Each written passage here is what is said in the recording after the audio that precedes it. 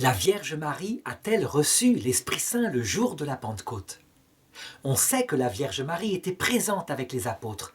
La Vierge Marie a porté l'Église primitive.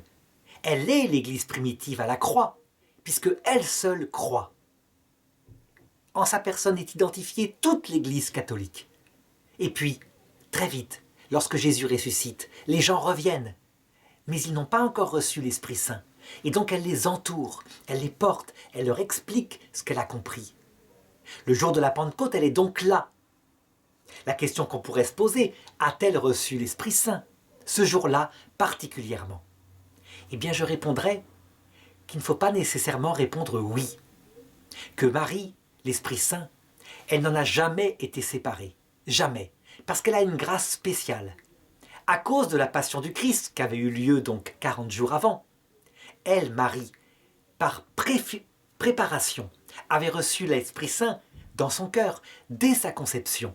Je dis bien l'Esprit Saint dans son cœur, il est présent dans tout homme, mais pour elle, elle en vivait, dans un amour de charité. Elle était nourrie de la présence de Dieu. Et ensuite, elle a grandi dans cette présence, puis elle s'est nourrie des enseignements du Fils. Et l'Esprit Saint, à chaque fois, était plus proche d'elle, au fur et à mesure qu'elle découvrait les secrets de Dieu.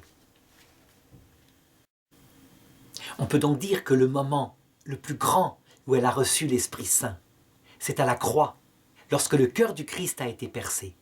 Elle l'a reçu dans la douleur, mais elle l'a reçu de manière profonde. Et on peut dire qu'à la Pentecôte, qui est comme l'exaltation, le fruit de la croix, eh bien, ce ne sont que des conséquences dont elle vit déjà. Alors évidemment qu'il y a du nouveau, qu'elle le voit, que c'est un effet extraordinaire. Mais la totalité qui a façonné en elle un cœur kénose, tout petit, tout humble, brisé, et qui fait que l'Esprit Saint ne la quitte jamais. C'est à la croix qu'elle est arrivée, cette totalité. Donc Marie, ce n'est pas comme les apôtres, tout d'un coup, le surgissement de l'Esprit Saint. Marie, c'est une lente croissance perpétuelle, où elle est à chaque âge de sa vie en harmonie parfaite avec cet Esprit Saint, au point qu'on peut l'appeler femme. Elle est la femme qui répond totalement aux exigences de Dieu. Après la Pentecôte, elle va encore grandir en vivant de l'Eucharistie, donc un éloignement, parce que l'Eucharistie, c'est quelque chose qui est une croix aussi. Jésus s'y cache.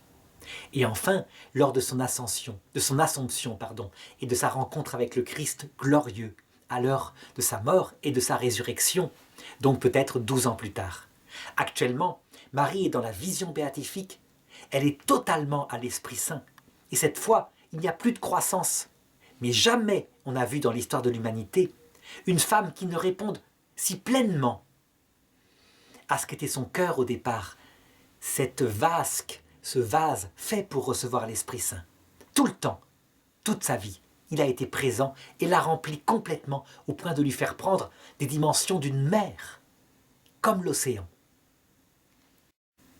Le désir de Marie est intense, comme les vagues de l'océan. Notre désir à nous, en comparaison, c'est comme un lac de montagne pour les plus saints, comme un dé à coudre pour les moins saints.